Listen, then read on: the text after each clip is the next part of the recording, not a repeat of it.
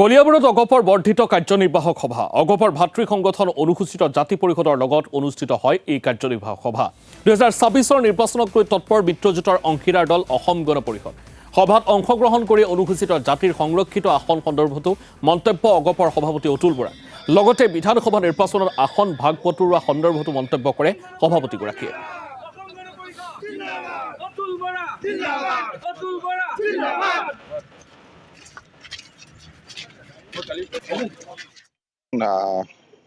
বৰ্ধিত কাৰ্যনিৰ্বাহক সভা অসম গণ পৰিষদ দলৰ ভাতৃ সংগঠন অনুসূচিত জাতি পৰিষদৰ সময়ে সময়ে এনে সভাবিলাক হৈ থাকে বহুতখিনি কথাই আলোচনা হৈছে এইবাৰ অনুসূচিত জাতিৰ বাবে এখন আসন বিধানসভাত বেছি হৈ গ'ল সমষ্টি পুনৰ নিৰ্ধাৰণৰ পাছত গতিকে অসম গণ পৰিষদৰ পৰা তেওঁলোকে এনেধৰণৰ ৰিজাৰ্ভ সমষ্টিত প্ৰাৰ্থিত্বৰ কথাও উল্লেখ কৰিছে বাকী আমি তেওঁলোকক আহ্বান জনাইছোঁ কাৰণ সকলোৱে ভালকৈ একেলগে কাম কৰিব লাগিব